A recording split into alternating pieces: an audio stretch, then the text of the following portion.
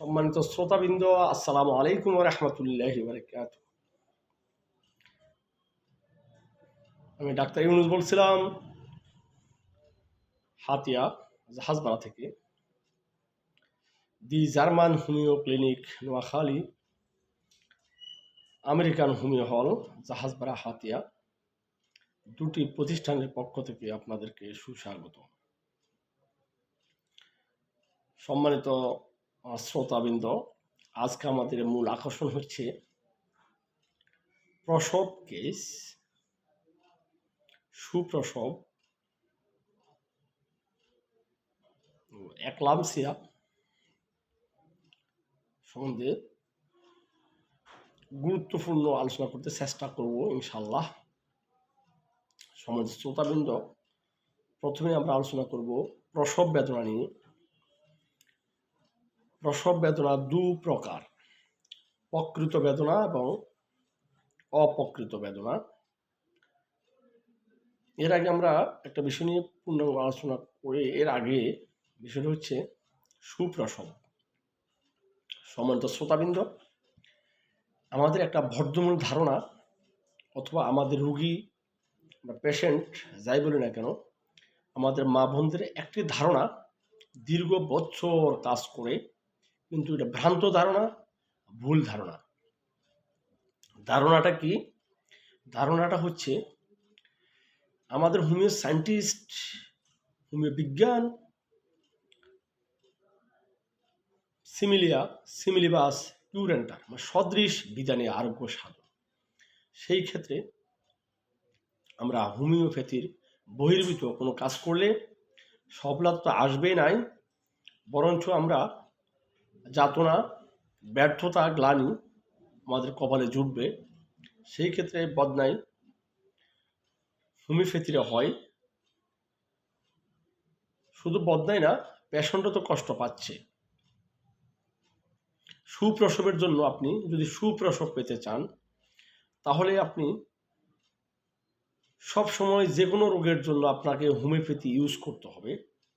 Pregnant অবস্থায় একটা মায়ের প্রথম থেকে লাস্ট পর্যন্ত যে কোনো ডিজিজ, যে কোনো রোগ হোক না কেন, যে কোনো সমস্যা হোক না কেন, আপনি সর্ব অবস্থায় লক্ষণ অনুসারে একজন বিজ্ঞ হোমিওপ্যাথ ডাক্তার দেখে লক্ষণ অনুসারে হোমিওপ্যাথি মেডিসিন প্রয়োগ হবে। সাপোজ প্রেগনেন্ট অবস্থায় আপনার কোমরে ব্যথা, রানে ব্যথা, কনকন শিনশিন করে, সিমটমস অনুসারে আপনি হোমিওপ্যাথি ডাক্তারের কাছে গেলেন, হোমিওপ্যাথি ডাক্তার আপনাকে হোমিওপ্যাথি ওষুধ ডিরেকশন করল।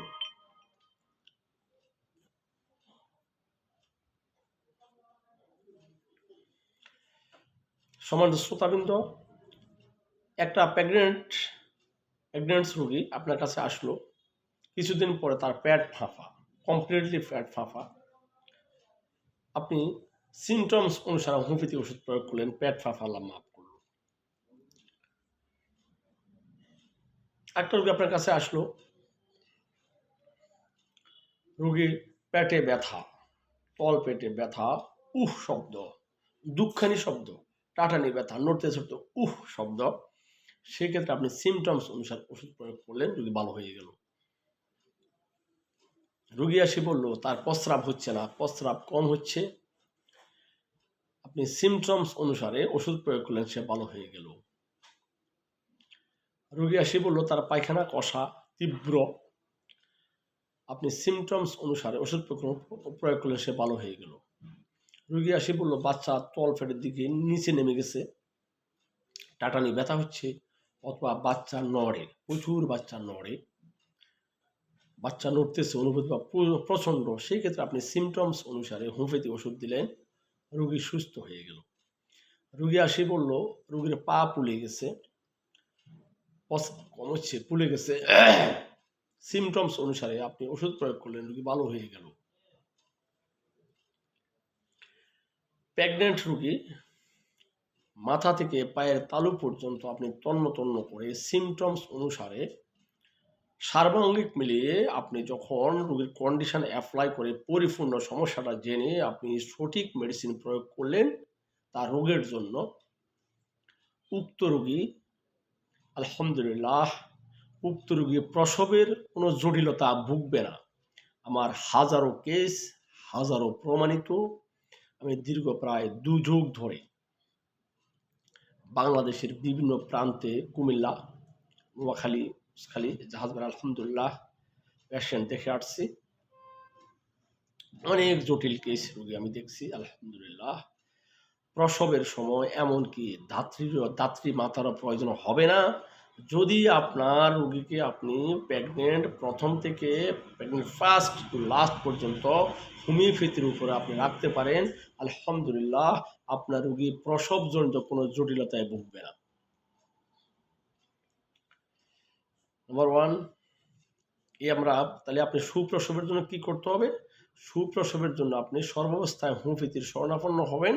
কিন্তু অনেক মায়েরা কি করে, সর্বাবস্থায় এলোপ্যাথি মেডিসিন সেবন করে, ভিটামিন সেবন করতে করতে তারা প্রেগনেন্ট অবস্থায় এমনভাবে ভিটামিন সেবন করে আপনার প্রেগনেন্ট যে ভ্রূণকে একটা পার্মের একটা মুরগি বানাই ফেলে। এত পরিমাণ ভিটামিন সেবন করে এটা পার্মের একটা মুরগি হয়ে যায়, বাচ্চা নড়াচড়া করতে পারে না। এই ক্ষেত্রে প্রসব কার্যে অবশ্যই আপনার জটিলতা দেখা দিবে। উক্ত রোগীগুলো কি করে, সারা জীবন সে এলোপ্যাথি সেবন করে, মাত্র প্রসবের 1.5 মাস আগে, 2 মাস আগে সে হোমিওপ্যাথি খায় সুপ্রসবের জন্য। আসলে কি এটা সহজ? এটা হোমিওপ্যাথির বদনাম ছাড়া হোমিওপ্যাথির আর কিছুই অর্জিত হবে না।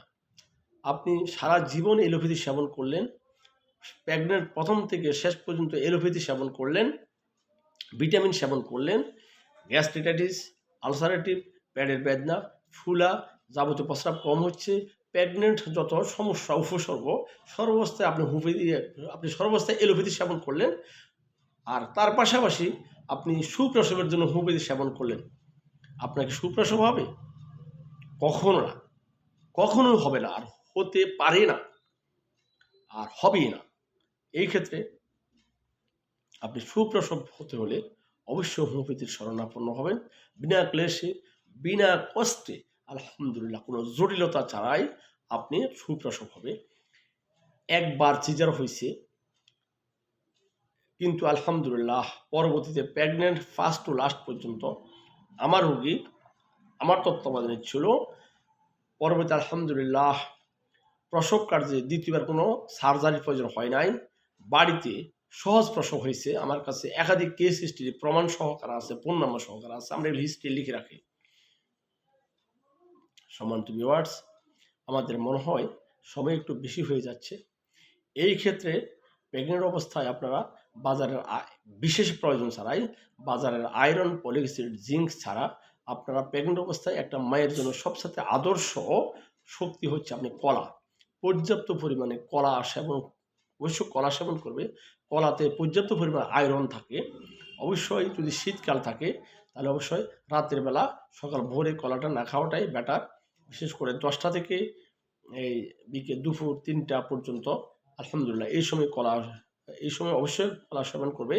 আর গ্রীষ্মকালে, গরমকালে আলহামদুলিল্লাহ যে কোনো সময় পর্যাপ্ত কলা সেবন করবে। সাথে অবশ্যই দুধ একটা আদর্শ খাদ্য। আর আপনি এক ফল বারবার খাওয়ার প্রয়োজন নয়। আপনি রানিং অল্টারনেটিভ ফলগুলো চেঞ্জ করলেন, সকালে একটা, দুপুরে একটা, বা আজকে একটা, কালকে একটা, নিয়মিত ফলগুলো চলবে। শাক সবজি পর্যাপ্ত, বিশেষ করে সামুদ্রিক মাছ বেশি বেশি করে, আর ডাউল বেশি বেশি খাবে ইনশাল্লাহ আলহামদুলিল্লাহ। আর প্রেগনেন্ট অবস্থায় স্বাভাবিকভাবে কাজকর্ম করবে। সাথে সিমটমস অনুসারে, টোটালিটি অফ সিমটমস হোমিওপ্যাথিক অনুসারে একটা হোমিওপ্যাথি ডাক্তার সঠিক মেডিসিন সিলেকশন করবে। আলহামদুলিল্লাহ কোনো জটিলতা হবে না। হাজারো কেস হিস্ট্রি আমাদের কাছে আছে ইনশাআল্লাহ, আল্লাহ ভরসা। সম্মানিত শ্রোতাবৃন্দ, এবার আমরা দ্বিতীয় ধাপে যাচ্ছি। প্রসব বেদনা। প্রসব বেদনা আমাদের মায়েদের একটা কঠিন পরীক্ষা। প্রসব বেদনা মায়েদের জন্য একটি কঠিন পরীক্ষা। একদিকে যন্ত্রণা, একদিকে আনন্দ। প্রত্যেকটা মায়ের জন্য একটা কঠিন পরীক্ষা প্রসব বেদনা। প্রসব বেদনা 2 প্রকার: প্রকৃত বেদনা, অপ্রকৃত বেদনা। প্রকৃত বেদনা আর অপ্রকৃত বেদনার মধ্যে পার্থক্য হলো, একটা সাইক্লোন আছে না, সাইক্লোন যেভাবে প্রথমে হালকা হালকা বাতাস শুরু করে, বিশেষ করে ঘূর্ণিঝড় পরবর্তী ক্রমান্বয়ে বাড়ে, গতিবেগ বাড়ে, সময় বাড়ে, গতিবেগ বাড়ে, সময় বাড়ে, প্রচণ্ড আঘাত হানি এক সময় চলতেই থাকে। আলহামদুলিল্লাহ, প্রকৃত প্রসব বেদনা সেটাই। আপনাদেরকে আমি সাইক্লোন দিয়ে বা ঘূর্ণিঝড় দিয়ে এক্সাম্পল দিলাম। আর অপ্রকৃত প্রসব বেদনা হচ্ছে আপনার মিসড পেন বলি আমরা। আপনার বেদনা হচ্ছে হুট করে, বেদনা আসছে 1-2 মিনিট, হুট করে আর কোনো বেদনা নাই, টোকাই পাচ্ছেন না, সুস্থ, টোটালি এটা সুস্থ। 10 মিনিট পরে, 15 মিনিট পরে, 20 মিনিট পরে আবার পেন আসছে, 2-1 মিনিট আপনাকে প্রচণ্ড কষ্ট দিচ্ছে, ঠাস করে আপনার চলে গেছে, এখন আপনি টোকাই পাচ্ছেন না। অথবা প্রসব বেদনা আপনার দীর্ঘ সময় পর পর হচ্ছে, কিন্তু স্থায়ী না, আপনাকে মূলত কষ্ট দিচ্ছে, এটাকে মিসড পেন বলা হয়।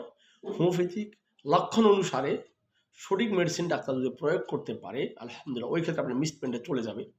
আমার শত শত হিস্ট্রি আছে। এই যে মিসড পেন আমার কাছে আসছে আলহামদুলিল্লাহ, বিশেষ করে প্রসব বেদনা নিয়ে। আমি ওষুধ দিছি 1 মাস পরে, 2 মাস পরে, 1.5 মাস পরে, 15 পরে বাচ্চা হয়েছে, শত শত আছে ইনশাআল্লাহ। ওষুধ দেওয়ার পরেও মিসড পেন চলে গেছে, যথাসময়ে প্রসব বেদনা হয়েছে আলহামদুলিল্লাহ। এক্ষেত্রে তাহলে অপ্রকৃত বেদনা আর প্রকৃত বেদনার পার্থক্য আছে। কিন্তু প্রকৃত প্রসব বেদনার মেডিসিন যদি হোমিওপ্যাথিতে আপনাকে সিলেকশন করতে হয়, একটা হোমিওপ্যাথি ডাক্তার অবশ্য বিচক্ষণ হতে হয়। বিচক্ষণ হতে হয় কারণ আপনার জরায়ের মুখ প্রশস্ত হয়েছে কিনা, জরায়ের মুখটা আপনার খুলছে কিনা। প্রসব বেদনা সত্ত্বেও জরায়ের মুখটা যদি না খুলে একটা মেডিসিন সিলেকশন হয়। প্রসব বেদনা সত্ত্বেও যদি আপনার অধিকক্ষণ প্রসব বেদনা কিন্তু জরায়ের মুখটা খুলছে না, সেই ক্ষেত্রে আপনার একটা মেডিসিন সিলেকশন হয়। অনেক সময় দেখা যায় জরায়ের মুখটি কমপ্লিটলি প্রশস্ত, আলহামদুলিল্লাহ কমপ্লিটলি প্রশস্ত, কিন্তু দুঃখের বিষয় বেদনা মোটেও হচ্ছে না, সেই ক্ষেত্রে আরেকটা মেডিসিন সিলেকশন হচ্ছে। অথবা প্রসব বেদনা কিছুক্ষণ পর পর থেমে থেমে আসছে, একটু আসছে চলে গেছে, একটু আসছে চলে গেছে, একটু আসছে হঠাৎ আসে হঠাৎ যায়, হঠাৎ আসে হঠাৎ যায়, সিমটমস আরেকটি ওষুধ সিলেকশন হবে। অথবা প্রসব বেদনা আপনার অনেক সময় দেখা যায় উপর দিকে চাপ দেয়, সেক্ষেত্রে আরেকটা মেডিসিন সিলেকশন হবে। অথবা প্রসব বেদনা আপনার রানের দিকে যায়, সেক্ষেত্রে আরেকটা ওষুধ সিলেকশন হবে। অথবা প্রসব বেদনার সময় বারবার আপনার প্রস্রাব পায়খানার ব্যাগ হয়ে প্রসব বেদনা চলে যায়, সেই ক্ষেত্রে আরেকটা মেডিসিন সিলেকশন হবে।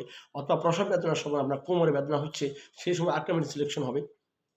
অথবা প্রসব বেদনার সময় প্রসূতির প্রচণ্ড ভয় হয়, প্রচণ্ড ভয়, প্রসব বেদনার সময় প্রসূতির প্রচণ্ড ভয় হচ্ছে, কম্পন হচ্ছে এবং গায়ে গুড়গুড় একটা ভয় আসছে, কম্পন আসছে, ভয় লাগে, শীত করে, সেই আরেকটা মেডিসিন সিলেকশন হচ্ছে। প্রসব বেদনার সময় আপনার দেখা যায় রুগী শান্ত শিষ্ট, কিন্তু আপনার রুগীতে মনে হয় গরম লাগে এবং সে পাখার বাতাস, বারে বারে পাখার বাতাস চাই, ঠান্ডা সে ভালোবাসে, পানি পিপাসা নাই। প্রসব বেদনা কিছুক্ষণ পর পর আসে, কিন্তু তেমন একটা জোরালো প্রভাব পড়ে না, সেক্ষেত্রে একটা মেডিসিন সিলেকশন হবে। মোটের উপর কথা টোটালিটি লক্ষণ ভিত্তিক হোমিওপ্যাথি আপনার সিলেকশন হবে। সম্মানিত শ্রোতাবৃন্দ, এবার আমরা আলোচনা করব এবং অনেক সময় দেখা যায় স্বাভাবিকভাবে প্রসূতি অভদ্র ব্যবহার করে, বকাবকি করে, বিশ্রী ভাষা করে, যদি কোনো প্রসূতি এভাবে যদি আচরণ করে, সেই ক্ষেত্রে এই আচরণের উপরে কন্ডিশনে আপনার যদি আরেকটা মেডিসিন সিলেকশন হবে। যাক, আমরা এই পর্যন্ত সম্মানিত শ্রোতা, অবশ্যই আমাদের ভিডিওটা দীর্ঘায়িত না করে আমরা এখানে ভিডিওটা রাখতে চাই।